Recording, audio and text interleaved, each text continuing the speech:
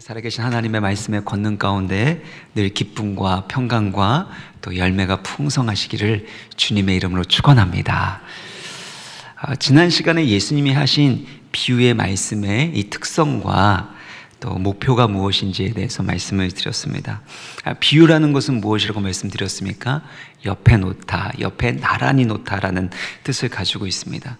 옆에 나란히 놓고 비교하고 대조하는 것을 통해 하나님 나라의 비밀에 대해서 가르쳐 주는 것이 예수님의 비유인 것입니다. 10절의 말씀을 보면 여기서 비밀이라고 표현되어 있는 것은 뮤스테리온이라는 것인데, 비밀이라는 뜻도 있지만 신비라는 뜻을 가지고 있습니다.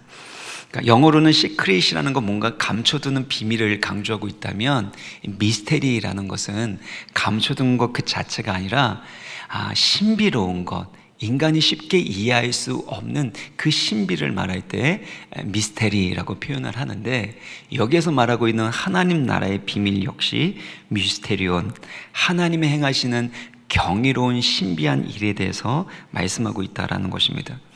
그래서 비유라는 건 하나님 나라의 비밀, 그 미스테리, 신비를 가르쳐주는 것이기 때문에 이 두 가지 역할, 기능을 하게 되는데, 하나는 어떤 사람들에게는 하나님 나라의 비밀을 보다 이해하기 쉽게 그렇게 가르쳐주는 역할을 하는 것이 비유입니다. 반면에 어떤 사람들에게는 하나님 나라의 이 신비를 알리는 비유를 듣지만 그들은 들어도 듣지 못하고 보아도 보지 못하고 깨닫지 못하는 이들이 있게 됩니다. 왜 그런 차이가 있는가? 10절을 다시 한번 보시면, 너희에게는 허락되었으나 다른 사람에게는 비유로 한다라고 표현되고 있는 것입니다. 여기서 너희라는 것은 예수님의 제자, 예수님께서 택하셨던 하나님의 은총을 받은 제자들에게는 이 비유를 통해 하나님 나라의 비밀을 아는 것이 허락이 되었지만, 다른 사람에게, 그 택함과 은혜를 받지 못한 사람들에게는 이것을 깨닫지 못하게 만드는 것이 바로 비유라는 것입니다. 이것은 하나님의 주권적인 은혜를 강조하는 것이죠. 아무나 복음의 은혜를 깨닫는 것이 아닙니다. 아무나 예수 그리스도가 하나님의 아들이신 것을 깨닫는 것이 아니라 하나님이 택하신 자, 하나님의 은총을 받은 자만이 이것을 깨달을 수 있다는 것입니다. 얼핏 듣기에는 인간이 이해하기가 너무나도 어려운 하나님의 영역입니다. 그래서 하나님의 신비의 영역이기 때문에 하나님이 선택하셨다, 하나님이 예정하셨다라는 것을 받아들인다는 건 성경에 나와 있음에도 불구하고 받아들이기가 참 어려운 말씀이기도 합니다. 이와 같이 하나님의 그 주권에 대해서 예수님께서 비유로서 말씀하고 계시는데, 동시에 인간에게 주어진 책임도 있다라는 것입니다. 그 인간에게 주어진 이 책임이라는 영역을 잘 보여주는 비유가 씨 뿌리는 비유라는 겁니다. 마태복음에서는 분명히 씨 뿌리는 비유, 씨 뿌리는 자의 비유다라고 표현하고 있는 겁니다.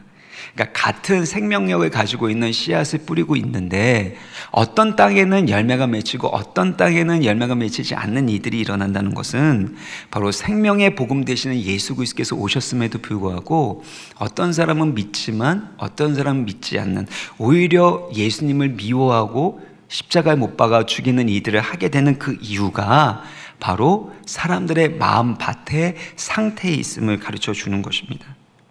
아니, 하나님이 행하시는 그 놀라운 기적을 보았음에도 불구하고 어떻게 예수 그리스도가 하나님의 아들이신 것을 깨닫지 못하는가라고 했을 때, 결국엔 그들의 마음밭이 잘못되었기 때문이라는 것을 말씀하고 있는 것이죠. 이것이 마태복음의 관점이라면, 지난 시간에 말씀드렸죠. 누가복음의 관점은 어디에 조금 더 초점을 맞추고 있다고 했습니까? 씨를 뿌리는 행위도 있지만 그 씨가 뿌려지는 밭에 초점을 더 많이 맞추고 있는 겁니다. 어떤 면에서 그러냐면, 마태복음은 씨앗이 모두 다 위에 떨어졌다, 길가는 옆에 떨어졌다고 말하지만 돌밭 위에, 가시떨기 위에, 그리고 옥토 위에 떨어졌다고 표현하는 것이 마태복음입니다.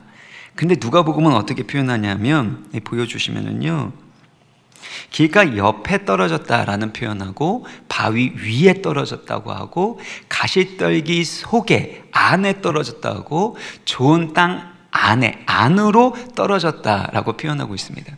그러니까 누가복음에서는 각각 전치사를 다르게 사용하는 걸 통해서 씨와 밭의 그 관계성에 대해서 강조하고 있는 것을 통해서 밭의 상태가 얼마나 중요한지를 강조하고 가르쳐 주고자 했다라는 것입니다. 그래서 밭의 상태가 왜 중요하냐면 사람들의 그 밭의 상태에 따라서 다른 결과가 나올 수 있고 열매가 맺히냐 맺히지 않느냐가 결정되기 때문이라는 것입니다. 그래서 이 밭에 대해서 설명을 할 때 물론 복음이 어떤 사람에게는 통하게 되고 그걸 통해서 구원받는 이들이 일어나게 되고 그렇지 않는 이들이 일어나는 그 현상에 대한 그 설명을 마태복음처럼 할 수도 있지만 누가복음에서 강조하는 것처럼 우리 마음의 밭의 상태에 따라서 같은 말씀을 들어도 어떤 사람은 은혜 받고 변화될 수 있고 어떤 사람은 아무런 변화가 없을 수도 있다는 것입니다. 동시에 이 네 가지의 밭이 우리의 마음 가운데도 있다라는 거죠. 어떨 때는 길가와 같고 어떨 때는 옥토와 같고 어떨 때는 때로는 이것들이 섞여 있는 것 같은 그 상황 가운데서 열매를 맺기도 하고 열매를 맺지 못하는 그 모든 과정들이 있기 때문에 우리의 마음의 밭을 잘 살펴보고 기경하고 착하고 좋은 마음밭으로 만들어가야 할 필요성에 대해서 강조한다라는 것입니다.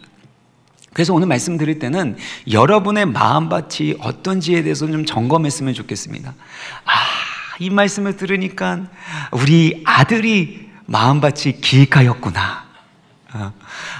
그 권사님 지금 마음밭이 가시떨기에 있구나. 이렇게 판단하는 것이 아니라 먼저는 내가 어떤 마음밭에 있는지를 살펴보는 것이고 더 나아가서 어떻게 하면 상대방의 우리 사랑하는 사람의 마음의 밭이 기경될 수 있는지에 대해서 살펴보고 같이 기도하는 것이 중요하겠다라는 생각이 듭니다.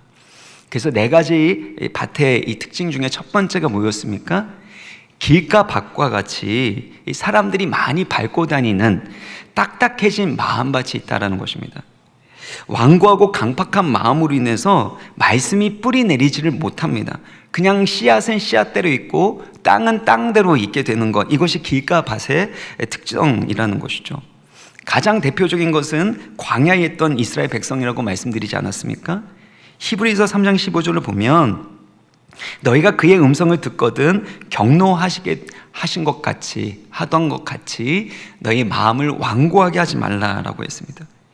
그리고 나서 그 다음 장 히브리서 4장 2절을 보면 듣는 자가 믿음과 말씀이 결부되지 않았다라고 표현하고 있습니다. 그러니까 하나님의 말씀이 그들에게 유익이 되지 못하는 것, 우리에게 유익이 되지 못하는 이유가 있다면 이 말씀과 우리의 믿음이 결부되지 못했다. 그러니까 씨앗이 이 마음판에 뿌리 내리지 못했다라는 것입니다. 이 완고한 마음, 이것만큼 사실 심각한 것은 없다라는 것. 근데 우리가 너무나도 쉽게 여러 가지 이유로 인해서 마음이 완고해지기가 쉽다라는 것입니다. 그러면 아무리 말씀을 들으려고 해도 말씀이 들리지 않게 된다라는 것입니다. 설교자의 문제일 수도 있습니다. 그러나 다른 사람들은 은혜 받음에도 불구하고 내가 은혜 받지 못하고 그 말씀이 들리지 않는다라는 것은 말하는 사람의 문제인 것이 아니라 바로 내 안에 문제가 있을 수 있기 때문에 그 말씀을 받아들일 만큼의 좋은 마음밭이 아니기 때문이라는 것입니다. 근데 여기에서 주의해야 될 것이 있는데 이 완고한 마음은 영적인 관점으로 봤을 때는 마귀가 말씀을 빼앗아 간다라는 것입니다. 12절을 보면요, 길가에 있다는 것은 마음을 들은 자니 이에 마귀가 가서 그들이 믿어 구원을 얻지 못하게 하려고 무엇을 마음에서 빼앗아 가요? 말씀을 빼앗아 간다라는 겁니다. 그러니까 우리의 마음이 완고해지고 고집스러워진 것도 문제인데 사실 말씀이 우리 가운데 역사하면 살았고 운동력이 있는 그 말씀으로 우리의 굳어진 말씀 또한 깨트릴 수 있습니다. 성령께서 그런 이들을 행하시는데 그러지 못하도록 마귀가 어떻게 해요? 그 말씀을 빼앗아 간다라는 것입니다. 그러니까 주변에 완고하고 또 말씀이 심겨지지 않고 튕겨져 나가는 그 사람들은 마음이 완고한 것도 문제이지만 사실 말씀이 그 가운데 뿌리 내리지 못하도록 말씀을 빼앗아 간다라는 것입니다. 우리가 시험 들었을 때도 마찬가지입니다. 시험 들면 마음이 완고해집니다. 내 생각, 내 감정, 내 고집이 강화됩니다. 그러면 말씀이 뿌리 내리지 못하는데, 그땐 꼭 원수 마귀가 하는 것이 있다면 이 말씀을 빼앗아 간다라는 겁니다. 우리가 때로는 힘들고 어려운 그 상황 가운데 있을 때마다 하나님은 분명히 말씀하세요. 광야 가운데서도 끊임없이 주님께서 말씀하셨는데, 그 음성을 들을 때마다 그들이 마음을 완고하게 했을 때 원수 마귀는 그 말씀을 빼앗아 갔다라는 것입니다. 그러므로 우리가 듣는 그 마음을 갖추는 것도 필요하지만, 모든 과정 가운데는 영적인 전쟁이 있다는 것을 기억하고, 원수 마귀가 여러분에게 주시는 하나님 말씀 빼앗아가지 못하도록 늘 깨어 기도하고 영적인 전쟁에서 승리하시기를 주님의 이름으로 축원합니다. 두 번째 밭은 무엇이라고 말씀드렸습니까? 바위 위에 떨어진 씨앗이라고 말씀을 드렸죠. 13절을 보면 바위에 있다는 것은 말씀을 들을 때에 기쁨으로 받으나 무엇이 없어 잠깐 믿다가 배반하게 돼요? 뿌리가 없다라는 것입니다. 왜 뿌리가 없냐면, 지난번에 설명드렸지만 이스라엘 땅에는 석회암들이 많았습니다.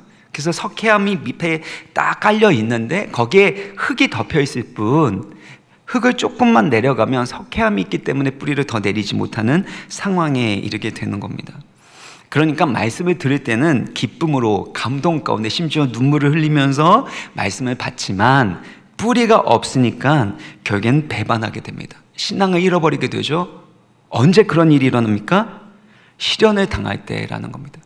고난과 핍박이 있을 때 무너져 버리는 이유가 있다면 그것은 말씀이 그 마음 가운데 뿌리 내리지 못했기 때문이라는 겁니다. 제가 처음에 목회할 때는 우리 청년들 이렇게 목회를 할 때 마음이 너무 안타까웠습니다. 왜 저런 믿음 생활 잘하고 있는, 믿음이 이제 잘 자라나고 있는데 왜 저런 시련과 고난이 와서 왜 저런 어려움이 생기는가, 빨리 그 문제가 해결됐으면 좋겠다라고 하면서 막 간절하게 기도했거든요. 당시에 제가 사역했었던 곳이 이제 집에서 멀리 떨어져 있었기 때문에 운전할 때마다 소리를 확 지르면서 치야 이러면서 아무도 못 들으니까 88 고속도로 다닐 때, 서울에서 그럴 때였는데 소리를 깍깍 지르면서 막 소리 지르면서 주님 도와주셔야 된다고, 도와주셔야 된다고, 왜 이 믿음 잘 성장하고 있는데 왜 이렇게 하시냐고 막 그랬는데, 결국엔 돌아보니까 그 모든 과정을 통해서 그의 믿음을 단련하시고 진짜 믿음인지 아닌지를 가려가시는 그 일들을 행하셨다라는 겁니다. 그래서 제가 목회를 하면서 배운 게 있는데요, 성도님들이 고난당하고 어려움 당하는 것들을 봤을 때 참 마음이 아프지만 제가 임의적으로 제 마음으로 개입하지 않으려고 한다라는 겁니다. 자녀들을 볼 때도 마찬가지예요. 자녀들이 고난당하고 힘들고 어려운 거 개입해서 어떻게든 보호해주고 싶은 마음이 왜 없겠습니까? 다리 몽둥이를 부러뜨려서라도 어디 잘못된 데 가지 아니하도록 그렇게 하고 싶은 마음이 있지만, 그런다고 그 문제가 해결되는 게 아닙니다. 우리 인생 가운데는 고난과 시련과 아픔이 없을 수가 없습니다. 때로는 실패하기도 하고 넘어지기도 합니다. 그러나 그 모든 과정을 통해서 결국에는 말씀이 깊이 있게 뿌리 내리도록 한다라는 겁니다. 여러분, 성경을 보세요. 하나님의 사람 중에, 믿음의 사람 중에 고난당하지 않은 사람이 누가 있습니까? 실패하지 않은 사람이 누가 있습니까? 억울하게 애매하게 고난당하지 않은 사람이 누가 있냐라는 거예요. 여러분, 요셉 정말 좋아하시죠? 제가 요셉 제일 좋아하는데, 또 요셉처럼 고난당해봐 이러면 저 싫습니다. 싫은데, 싫다고 인생이 내 마음대로 그렇게 되나요? 싫으나 좋으나 하나님이 작정하셨으면 고난이 오는 거죠. 시련이 오는 거죠. 근데 중요한 건 요셉의 인생 가운데 핵심은 하나님의 말씀이 요셉을 단련했다는 겁니다. 그리고 요셉을 향한 하나님의 말씀이 결국에는 성취되도록 하나님이 신실하게 일하시고 함께 하셨다라는 것이죠.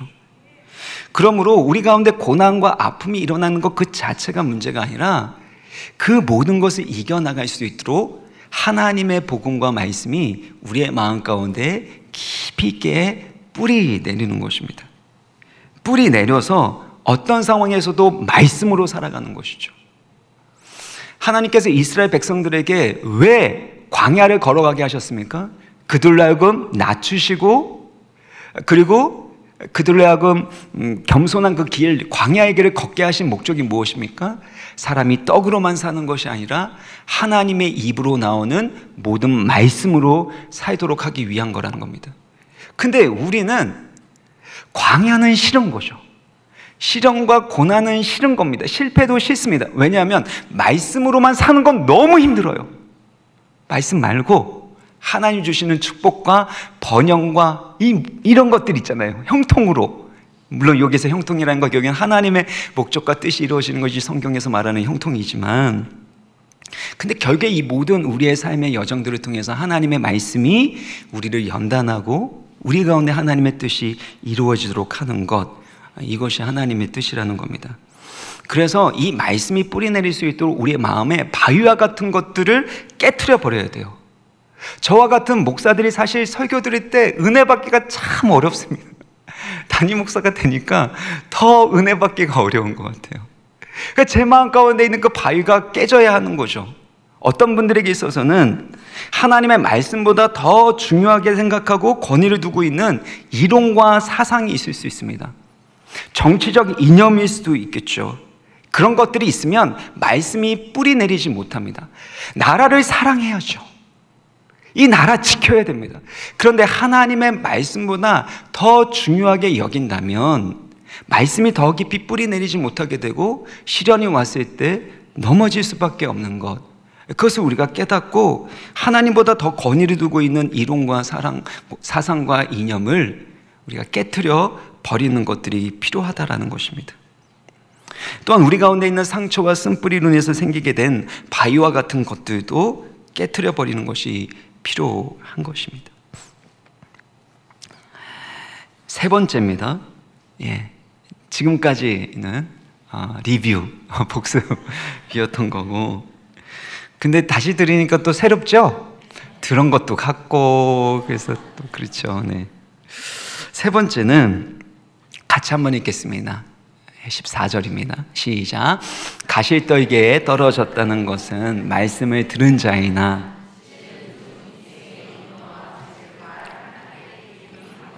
온전히 결실하지 못하는 자예요. 여기서 기운이 막혔다는 것은 숨이 막히게 하다, 질식하다라는 뜻을 가지고 있습니다. 그러니까 가시떨기 속에 떨어진 씨앗은 뿌리도 어느 정도 내린 것 같습니다. 근데 문제는 주변에 가시떨기가 많아서 그 가시떨기로 인해서 물기와 수분과 영양분을 모두 다 빼앗기게 되는 겁니다. 그러니까 수분과 영양분을 빼앗기게 되니까 당연히 기운이 막히게 되고 결국엔 기력이 없어 성장하지 못할 뿐만 아니라 열매 맺지 못한다라는 겁니다. 그러니까 가시떨기에 떨어진 그 씨앗은 결국에는 생명력 넘치는 성장하고 열매 맺는 그 삶을 살아가지 못하고 있는 것을 보여주는 것이죠. 이것이 상징하는 것이 이 세 가지인데요. 이 세 가지, 첫 번째 뭐죠? 이생의 염려고, 두 번째는 재물이고, 세 번째는 향락이다라고 말하고 있습니다. 먼저 이 세상에 속한 염려와 불안에 대해서 말씀을 드립니다. 조지물러가 했었던 유명한 말이 있습니다. 염려의 시작은 믿음의 끝이고 참된 믿음의 시작은 염려의 끝이다라는 거죠. 그러니까 염려가 시작이 되면 믿음은 끝난다는 겁니다. 염려와 믿음은 함께 공존할 수가 없다라는 것이죠. 왜 그렇습니까? 결국엔 염려한다는 것은 내가 컨트롤할 수 없는 것을 컨트롤하려고 하고 내가 주인 노릇하려고 하는 거죠. 내가 원하는 방식대로 내가 원하는 것을 얻기 위하여 내가 컨트롤하고 통제하겠다라는 겁니다. 그게 내가 주인 되는 것이죠. 그런데 하나님이 돌보시고 책임져 주시는 그 사랑을 신뢰하지 않는 것을 의미하기도 하는 것입니다. 여러분, 지난주의 설교는 계속해서 반복해서 들으셔도 너무나도 좋은 설교 말씀입니다. 제가 전해서 그런 게 아니라 진짜 여러분의 삶 가운데서 가장 중요한 실천해야 될 말씀이 아무것도 염려하지 않고 염려가 올 때마다 기도로 바꿀 뿐만 아니라 모든 그 기도 가운데, 모든 염려 가운데 감사가 있을 때 모든 지각에 뛰어난 하나님의 평강으로 여러분의 마음과 생각을 지켜주시기 때문이라는 것입니다. 많은 분들이 신앙생활 열심히 한다고 말하고 또 기도 응답도 받는데 생명력 넘치는 열매 맺는 신앙생활을 하지 못하는 이유가 있다면 이 염려와 불안의 문제를 극복하지 못하기 때문이라는 것입니다. 그러면 영적인 기운이 없습니다. 영적인 생명력이 없습니다. 예수를 믿어도 믿지 않는 사람과 별 다를 것이 없습니다.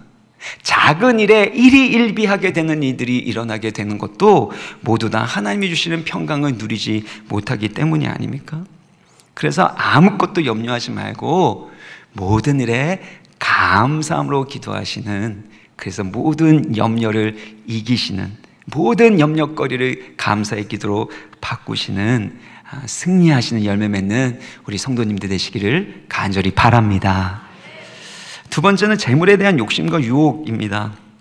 예수님은 하나님을 섬기는 데 있어서 경쟁자로 무엇을 말하냐면 재물, 돈이죠. 사람이 두 주인을 섬길 수 없는데 하나님을 섬기든지 아니면 재물을 섬기든지 두 개는 함께 섬길 수 없다라고 말씀하지 않으셨습니까? 또한 사도 바울도 디모데전서 6장 9절을 보면 부하려는 자들은 시험과 올무와 여러 가지 어리석고 해로운 욕심에 떨어지나니 곧 사람으로 파멸과 멸망에 빠지게 하는 것이라. 무엇이 시험과 올무, 여러 가지 어리석고 해로운 욕심에 빠지게 한다고요? 부하려고 하는 것, 부자 되려고 하는 것입니다. 부자 되는 것이 왜 문제가 됩니까? 여러분, 재물이 많고 돈이 많으면 그만큼 하나님 나라를 위해서, 교회를 위해서 많이 사용할 수 있는 거 아닙니까? 그런데 부자 되려고 하는 사람들의 중심에 무엇이 있는가 하면 디모데전서 6장 10절입니다. 우리 같이 읽어보겠습니다. 시작. 돈을 사랑함이 일만 악의 뿌리가 되나니 그것을 탐내는 자들은 미혹을 받아 믿음에서 떠나 많은 근심으로써 자기를 찔렀도다. 부자 되려고 하는 것 그 자체가 문제가 아니라요, 그 부자 되려고 하는 그 마음 가운데는 돈을 사랑하는 마음이 있기 때문이라는 겁니다. 그리고 돈을 사랑하는 마음은 일만 악의 뿌리가 된다라는 것입니다. 여러분, 돈이 주는 유익과 안정감이 얼마나 큰지 알고 계시죠? 그거는 여러분이 통장 잔고를 볼 때 마음이 어떻게 느껴지는가? 통장 잔고가 조금 많고 채워지면, 그러면 마음이 넉넉하고 마음이 편안하면, 그럼 돈의 권세 아래 안정감을 누리고 있는 거 아닙니까? 또 밀린 카드값이 있는데 그거를 이제 빠져나가야 되는데 통장 잔고에 얼마 없어요. 그러면 그것 때문에 전전긍긍하게 되고 뭔가 불편하고 마음의 평안이 깨지게 된다라는 것은 돈의 영향력 안에, 돈의 힘 아래서 살아간다라는 것을 의미하고 있습니다. 여러분, 인생을 살아가다 보면 거의 많은 부분들이 80%, 어떤 사람은 90%까지 얘기하는데 그렇게 될까라고 하지만 돈이 많으면 해결될 수 있는 문제가 그만큼 많다라고 말합니다. 여러분 동의하십니까? 아멘 하시면 안 됩니다, 여러분. 근데 그만큼 돈이 얼마만큼 힘이 있는지 우리의 삶을 통해서 점점 경험하게 되는 거 아닙니까? 그러니까 이 돈의 힘과 위협에 따라 살아가게 되기 때문에, 그래서 하나님과 재물을 겸하여 섬길 수 없다라고 주님께서 말씀하십니다. 또 앞서서 뭐라 그러셨습니까? 무엇을 먹을까, 무엇을 마실까, 무엇을 입을까 염려하지 말라. 이 모두 다 뭐와 관련된 거예요? 돈과 관련된 거죠. 돈이 있어야지 먹을 걸 사고 마실 것을 사고 입을 거를 사는 거 아니겠습니까? 그런데 무엇을 먹을까, 마실까, 입을까 돈 걱정하지 말라는 거예요. 그리고 어떻게 하래요? 너희는 먼저 그의 나라와 그의 의를 구하라. 그리하면 이 모든 것을 더하여 주실 거다. 그러니까 부자 되려고 애쓰고 근심하고 걱정하고 괜찮아. 너가 교회를 위하여 헌신하고 봉사하면 그게 먼저 그의 나라와 의를 구하는 거니까 너가 원하는 돈 문제 다 해결해 줄게. 혹시 이렇게 말씀을 알아들으셨나요? 염려하면서 어떻게든 돈 문제 해결하려고 전전긍긍하는데, 하나님, 그렇지만 내가 교회 봉사 열심히 하겠습니다. 이게 먼저 그의 나라와 의를 구하는 게 아닙니다. 하나님의 나라는 왕이신 하나님께서 통치하시고 다스리신다라는 것을 의미하고 있어요. 그러니까 돈의 권세 아래서 그 힘을 의지해서 거기 안에서 전전긍긍하면서 염려하면서 살아가는 것이 아니라 하나님의 통치하심과 다스림을 받으면서 하나님이 공급하여 주시는 그 사랑 가운데 거하며 살아가는 것, 이것이 먼저 그의 나라와 의를 구하는 겁니다. 돈이 내 삶의 주인이 되는 게 아니에요. 내가 내 삶의 주인이 되는 게 아닙니다. 하나님이 내 삶의 왕이 되시고 주인 되셔서 하나님의 통치와 돌보심과 책임져 주시는 사랑을 받으며 살아가는 것, 그 가운데 하나님의 뜻이 이루어질 수 있도록 순종하면서 살아가는 것, 이것이 먼저 그의 나라와 의를 구하는 것입니다. 그러면 어떻게 해주신대요? 이 모든 것, 그 모든 염려와 걱정들을 하나님께서 다 돌봐주시고 책임져 주신다라는 것입니다. 그래서 여러분 열심히 일하셔야 됩니다. 돈도 필요하면 많이 버셔야 됩니다. 그러나 결단코 돈을 사랑해서는 안 됩니다. 부자 되려고 하는 그 마음 가운데 돈을 사랑하고 의지하는 마음이 있어서는 안 되고, 오직 주님만을 사랑하고 주님의 통치와 다스림을 받는 삶을 살아가야 한다라는 것입니다. 언제 그런 훈련을 받을 수 있을까요? 돈에 대한 유혹과 돈에 대한 욕심이 생길 때죠. 때로는 돈의 위기가 왔을 때 이런 훈련을 받을 수 있다는 것입니다. 그러므로 돈은 사랑하는 것이 아니라 주 안에서 사용하는 것입니다. 돈은 의지하는 것이 아니라 성령과 말씀과 믿음으로 다스려야 한다라는 것입니다. 그렇게 돈을 사랑하지 않고 의지하지 않고 다스리고 사용할 수 있는 영적인 권세를 회복하시기를 주 예수 그리스도의 이름으로 축원합니다. 마지막 세 번째는 세상의 향락입니다. 세상의 즐거움, 세상의 유흥으로 인해서 열매 맺지 못하게 됩니다. 육신의 정욕과 안목의 정욕과 이생의 자랑, 이것을 따라 살아가는 사람이죠. 그래서 내가 보고 싶은 대로 보고 듣고 싶은 대로 듣는다라는 것은 결국 우리의 마음과 그 생각을 세상의 것들로 채우게 되는 것이고, 그러면 육신의 정욕과 안목의 정욕과 이생의 자랑을 따라 살아가게 됩니다. 그래서 미디어로 인해서 빼앗긴 시간과 마음이 있다면 다시금 주님께 올려드려야 됩니다. 여러분 가운데 음주 가무가 너무나도 좋은 분이 있다면 그 부분을 가지고 기도하고 주님 앞에 올려드려야 됩니다. 지나친 취미생활로 인해서 여러분의 마음이 흐트러지고 있다면 그것 또한 열매 맺지 못하게 됩니다. 아이들은요, 이 특성을 보면요, 무조건 재미입니다. 재미. 특별히 청소년 아이들도요, 무조건 재미있는 걸 원합니다. 재미없으면 안 하려고 하는 거죠. 우리가 영적으로 성숙한다라는 것도 마찬가지입니다.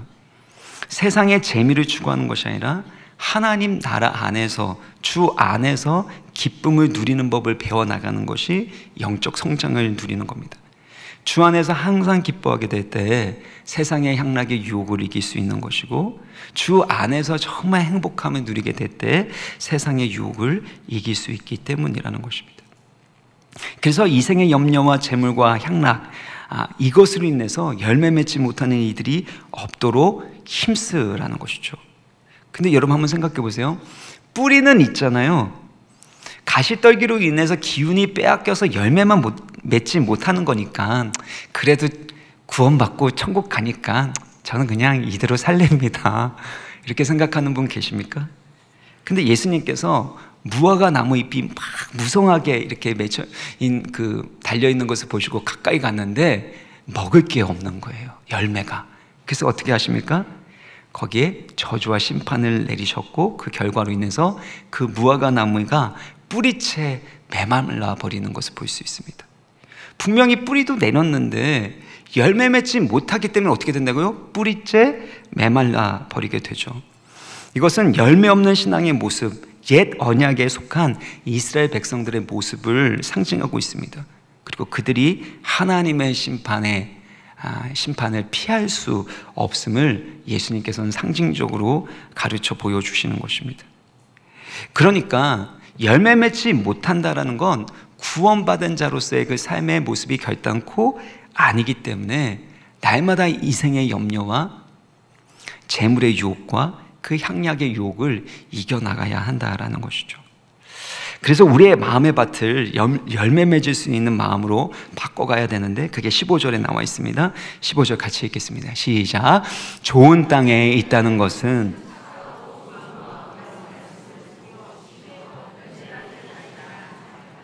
제가 참 좋아하는 표현이거든요. 제가 누가복음 이 본문을 선택한 이유도 여기에 착하고 좋은 마음이라는 표현이 너무나도 좋기 때문입니다. 이 착하고 좋은 마음밭이라는 건 결국엔 씨앗을 받아들일 수 있는, 그러니까 말씀을 받아들일 수 있는 부드럽고 수용적인 그런 마음의 태도를 말하고 있는 것입니다. 때로는 짜증나고 답답하고 원망불평할 수 있는 그런 상황이지만 하나님의 말씀은 언제든지 받아들일 수 있는 거죠. 내 생각이 옳은 것이 아니라 주님의 말씀이 옳습니다. 지금 나의 감정은 너무나도 요동치고 흔들리지만 하나님이 말씀하셨다면 그 말씀이 옳습니다. 그리고 그 말씀에 순종하겠습니다. 여러분, 믿음이라는 건 그런 겁니다. 내 가운데 여러 가지의 생각과 감정들이 있지만 주님, 내가 옳은 것이 아닙니다. 주님이 옳습니다. 주님의 그 말씀대로 내가 순종하겠습니다. 이것이 착하고 좋은 마음밭이라는 것입니다. 제가 교육자를 볼 때나 아니면 성도님들을 볼 때 제일 중요하게 생각하는 것 중에 하나가 바로 이 마음밭입니다. 그리고 이 마음밭이 좋다라는 건 그 중에 특성 중에 하나는 뭐냐면 배우고자 하는 마음가짐입니다. 배우고자 하는 마음가짐. 이 티처블 마인드라고 할 수 있는데요, 칼빈이 성령으로 거듭난 사람의 중요한 특징 중에 하나가 바로 이 티처블 마인드, 배우고자 하는 자세와 마음가짐이라는 것이죠. 그래서 예수님의 제자로서 계속해서 하나님 말씀을 수용하고 받아들이고 배우고 성장하는 이들이 일어나게 된다는 것입니다. 이것이 있으려면 착하고 좋은 마음이어야 돼요. 여러분은 착하고 좋은 마음을 갖고 계십니까? 시련과 어려움 가운데서도, 감정이 요동치고 짜증나고 원망이 날 만한 그런 상황에서도 착하고 좋은 마음으로 하나님의 말씀을 받아들이고 계십니까? 체이스 휴즈라는 전직 미 해군 정보요원 출신으로 행동 분석 전문가가 있습니다. 그에게 어느 한 기기 회사가 최고의 임원을 뽑으면서 한 가지를 의뢰했다고 합니다. 극단적으로 높은 나르시시즘이나 소시오패스, 사이코패스 성향을 가지고 있는 사람은 이 리더에서 걸러내고 싶습니다. 이를 찾아내기 위하여 걸러내기 위한 질문 딱 하나만 만들어 주십시오. 그렇게 부탁을 했다라는 거예요. 그래서 여러 가지로 애를 썼는데 그리고 나서 만든 질문이 이것입니다. 그 힘들었던 시기, 그 경험과 과거의 그 관계에 대해서 당신은 무엇을 배웠습니까? 그 힘들고 어려운 그 고난의 상황들을 통해서 당신은 무엇을 배웠습니까? 일반적인 사람들은 이렇게 말합니다. 저의 반응이 너무 예민했고 지나쳤음을 알게 되었습니다. 그때 일방적으로 급하게 화낸 것이 저의 잘못입니다. 이렇게 자기 반성을 하면서 교훈을 얻는 그런 사람들은 아주 좋은 마음의 태도를 가지고 있는 거죠. 그런데 다른 부류의 사람들은 이렇게 말한대요. 저는 이제 회사를 쉽게 믿으면 안 되겠다라는 것을 배웠습니다. 제 마음을 쉽게 열면 결국엔 상처받는다는 것을 알게 됐습니다. 사람들은 결국엔 나를 속이고 거짓말할 것이니까요. 이렇게 상대방을 탓하고 비판하고 원망하는 말들을 쏟아내는 사람들이 결국에는 자기애가 강한 나르시시즘을 가지고 있는 사람이라는 것이죠. 혹시 조금 찔리십니까? 꼭 정확한 건 아닙니다.